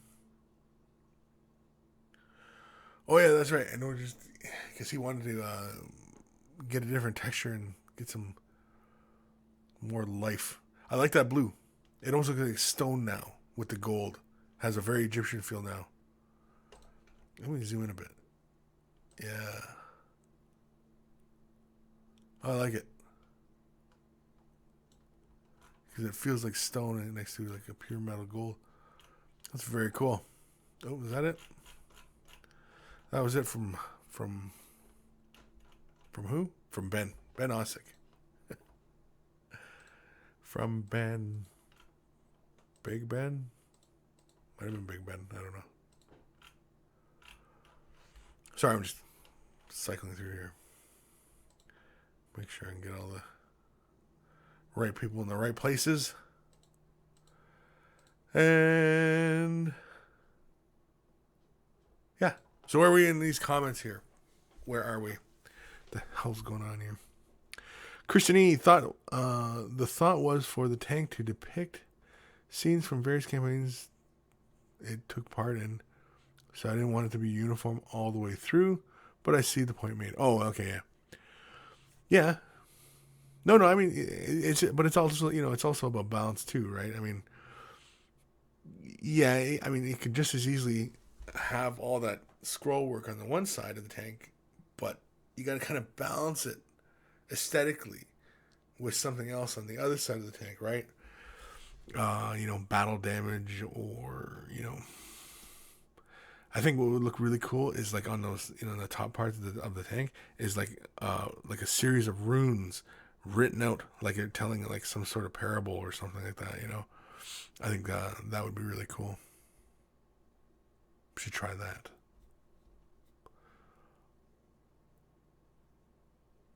Tolo, his shoulder bone seems to connect to his crotch. Is Vor only in 40k? Only in 40k? Well, it's not only in 40k, but it happens a lot in 40k.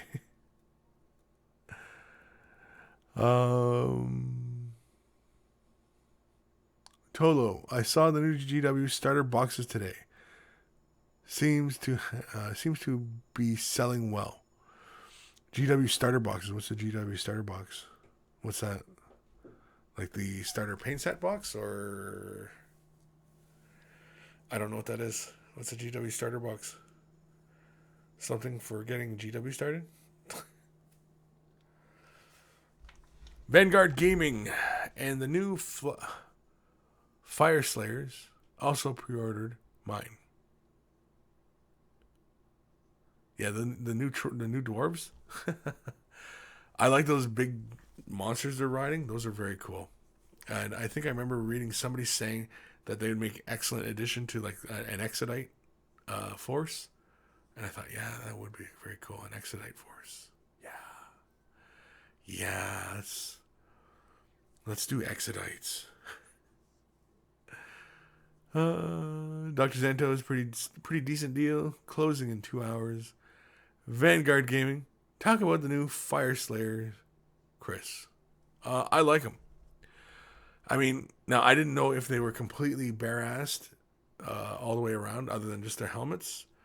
I think it's very, very cool. It feels very Spartan, which is probably kind of the inspiration for them, right?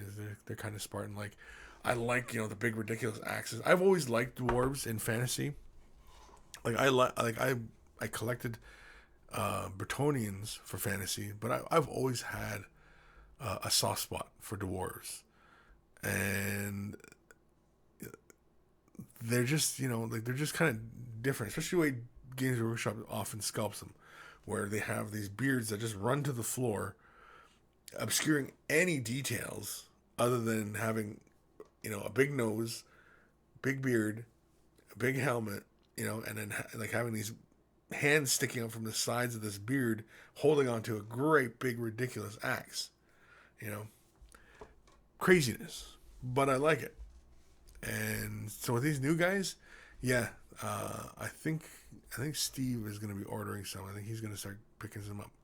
So who knows? Who knows? But I like them. They're very cool. I know a lot of people are kind of like really not that impressed with them, but I think they look very cool. And who doesn't want to have a whole army of Slayers? Who doesn't want a whole army of Slayers? That's just too much fun. Lee Welton saw the new boxes today. Hope they do Mark III Marines or something similar in the not too distant future. Okay. So, Soviet. What name shall I give my 135 Panther? I want to paint it the name on the turret or the barrel and make it stand out. I don't know. It's a Panther, so you'd have to kind of, you'd probably have to give it a German name. And my German is not too good, so I have not. I mean, you call it Gunther, Hans. I don't know. No, it's gonna have like a fighter name, right? It's gonna have, something like Jaeger, right? Oh, there you go, Jaeger. Would it be? No, because wasn't there a tank called the Panzerjäger? I was gonna say call it the Panzerjäger, but I think wasn't there a type of tank called the Panzerjäger? I can't remember. I don't know. So many names. Danish artist, Soviet. You could look up German female names. Ah, yeah, there we go. German female names. What's a German female name? I can't think of any. Gertrude? No, that's not German. I don't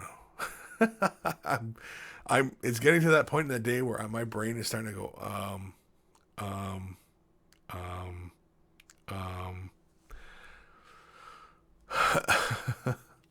Jaeger bomb, Tolo. Call it a Jaeger bomb. Yeah, because that's actually not bad.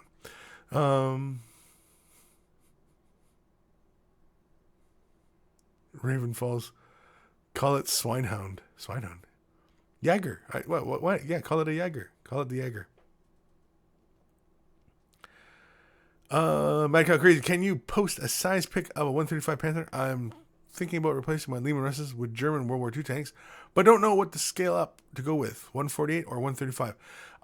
For 40K, for model kits, I've always heard 144s and 148s. I've always heard for good 40K scale, because they're pretty close.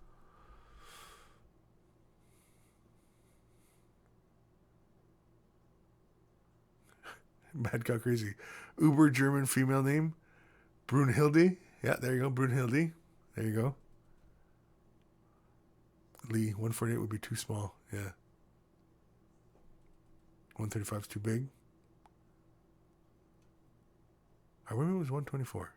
No, it was 130. I'm pretty sure it was 144. 144. I don't know. I can't remember. But yeah, I remember back in the day because it was like in the old Rogue Trader rulebook, and it gave like what scale would work well, because you'd literally the field with ruined cars and things like that, and you build up this kind of sci-fi kind of tabletop, and yeah, you go out and get metal model kits and get the cars that were the right scale, put them in there, wreck them up, make them rusty. Vanguard Gaming, man, how crazy! Brunhilde is Scandinavian. Oh, okay.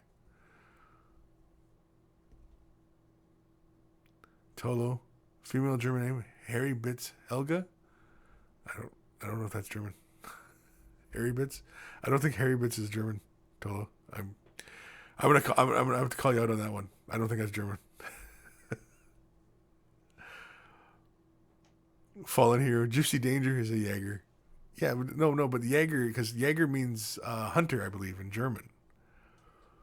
And so if he's a panther, right, in his name, he's a Jaeger. He's a Jaeger. But for some reason, I thought Panzerjäger was a name of a type of tank, because it would be a tank hunter, right? So, but anyway, Clumsy Juggler, Bose Katz's Bad Kitty. Who initially asked this question about name for the damn tank? I can't even remember who it was now. Oh crap, wrong mouse. Can't remember who the hell asked about what the name was tank.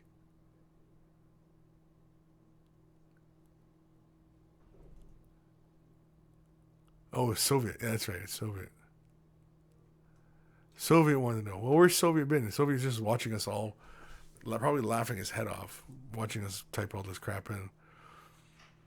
But, yeah. I don't know. I'm not even try. Yeah, I'm not even trying to pronounce what this one is. To go truly epic, Autovord again, Schenfeld, Autovorgen, Schenfeld. I'm not. Man, that's starting to hurt the part of my brain right over here. Yeah, Soviet. I'm eating steak and browsing names. Yeah, I have no idea. I vote Jaeger, or what would be something? Because the Panthers they're not as big as the Tigers, but they were still bigger. They were still bigger than the Shermans. Something what in German? What is manhunter? Like a manhunter, right? Because I don't know how to say man in. Because it's not Manx, is it? Mainz? Mentz? I can't remember. I don't know. I don't speak German, so I got a really good excuse for not being able to say this stuff.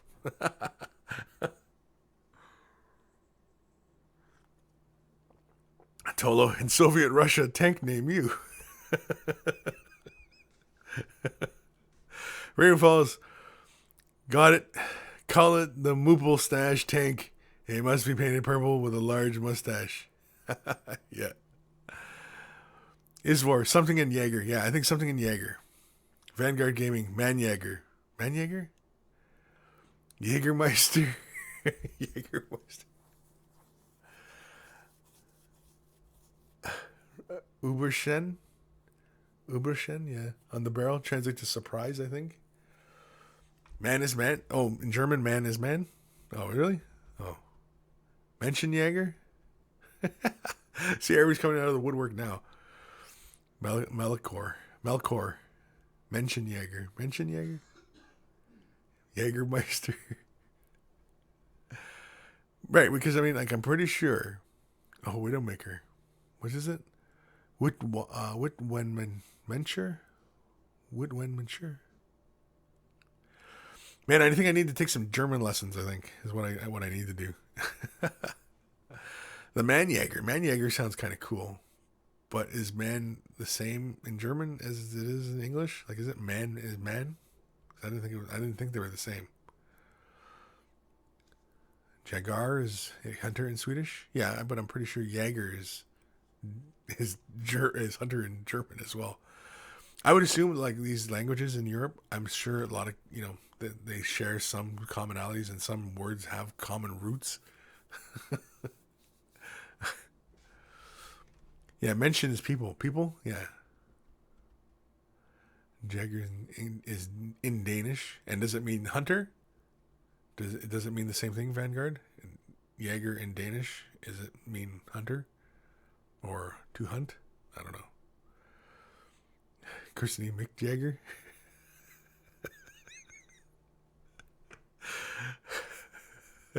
Just call it Mick Jagger. There you go, Soviet. That's your answer right there. Mick Jagger. Just call the tank Mick Jagger. Oh, crap. Oh, man.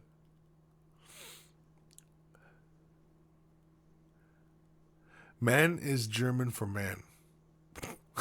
Or is there a long N? Like man? And man? Where in English it seems like there's more pronunciation on the A, I guess. Who knew, right? Come watch Away the Brush, talk about painting. We end up talking German.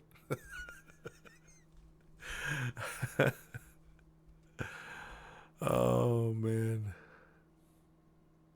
Okay, so are we? I like George's idea too. Widowmaker. What is it? Witwenmaker? Macker? Witwenmaker? Widowmaker? I like that one too. Widowmaker.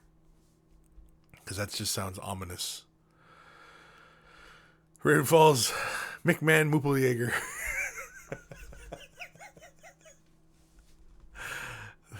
Moopeljaeger. Call it the Moopeljaeger. That's another one. People be like, what the hell's a Moopeljaeger? The man's on drugs. He's obviously on drugs. Oh, man. Yeah, everybody's coming out of the woodwork now.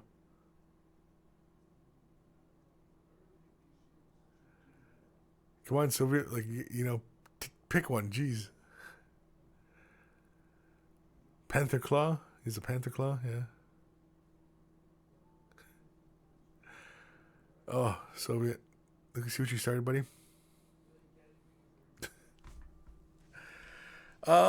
Let's do, what time we at here? Holy man, 7 minutes left of the show. Last half hour, do it in Klingon.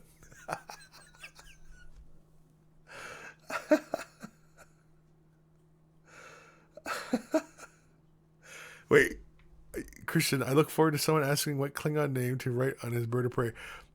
Christian, do you know Klingon? Is that why? Because you're like a Klingon expert?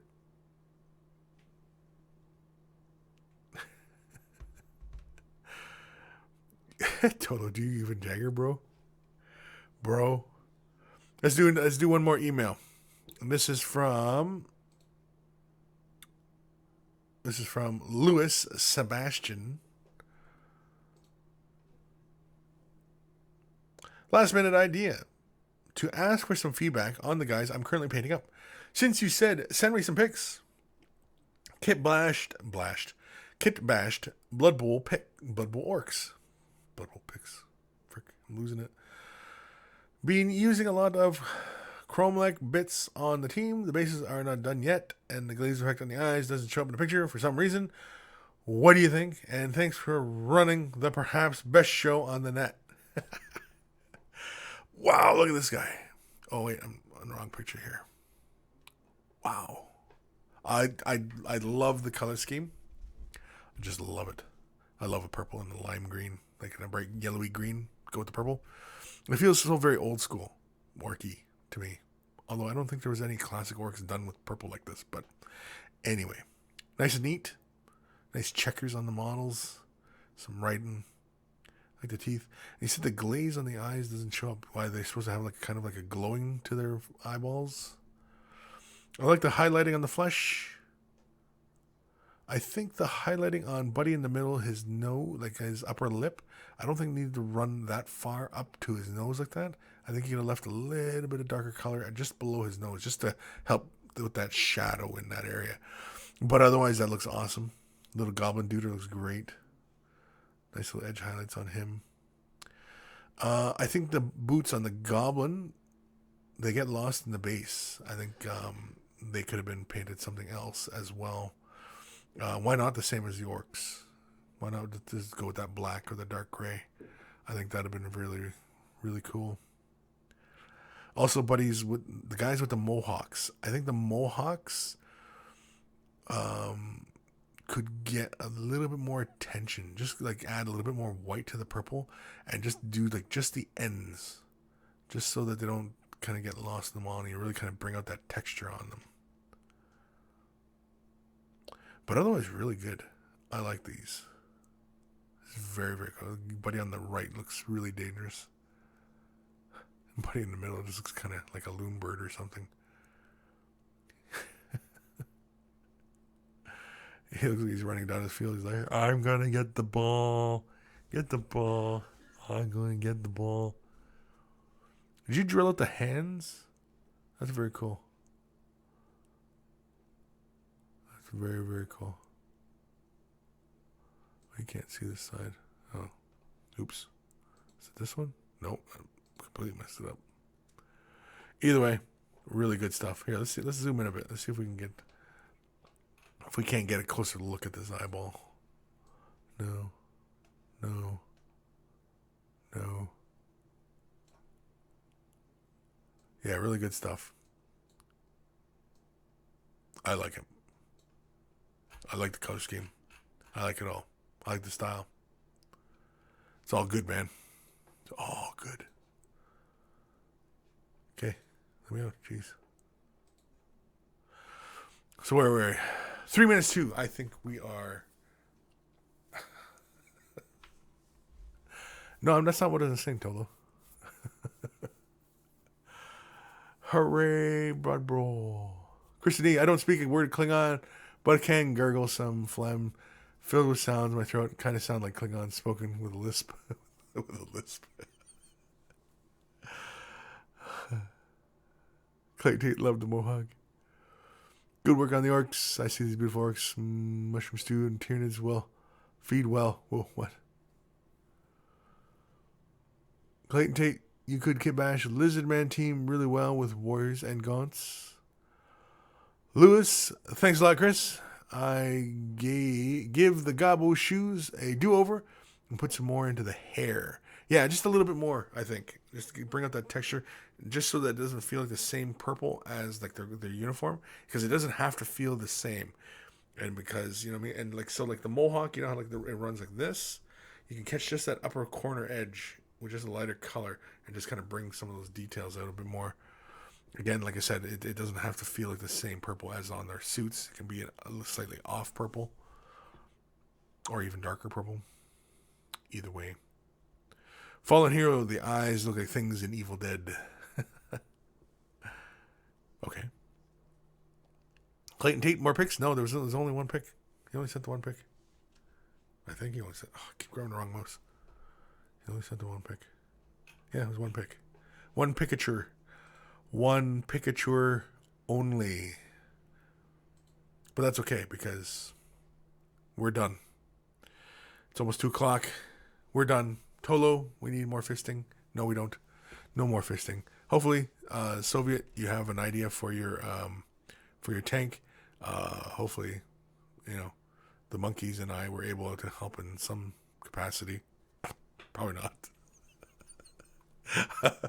I'm willing to bet we weren't at all. So, want to send your questions, comments, what you're working on, what you're, you know, maybe you want to show off, maybe you got a question, want a color scheme, help with your color scheme, maybe you're doing something wrong, or maybe you just, you know, you need a second opinion on something. Send it to chris@miniwargaming.com. If you have pictures in the email, please, I welcome all pictures. Send them as an attachment in the email. Don't send a link to, like, you know, photo bucket or anything like that, because that's a pain in the bucket. And yeah, so What else we got? Oh, Facebook, Wave the Brush Facebook page. If you want to, post your pictures there and you want to get a response from everybody right away, and you don't feel like waiting to the show to, have your email read, although that is probably one of the best ways to get your question answered is by emailing me. But, putting it on Facebook as well, we'll get it answered as well. And, so Wave the Brush t-shirts. If you want to look like a connoisseur of all that is intelligent and meaningful within this hobby of ours, by all means, wear a Wear the Brush t-shirt. I don't know. That's the pitch anyway. So remember, give your models a good sniff. Make sure they don't smell too funny. Take care of your brushes. They'll take care of you. And I'll see you guys next week in the next exciting episode. Oh, you know what? No. Next week's the 16th. No, I won't see you guys next week. Because next week, Kris is going to a 40K tournament. Yeah, 40K tournament. I know. Steve, we're still going to the 40K tournament, right? Yeah. Steve says yes. So, yeah, we're going to a 40K tournament next Saturday, the 16th. So there will be no Way to the Brush Saturday, January 16th. But I'll leave a little reminder up for everybody, just so that, people are going, where's the show? Where's the show? Where's the show? Yeah. So anyway, take care of your brushes. They'll take care of you. And I will see you guys the week following. At some point anyway. We'll all see each other at some point.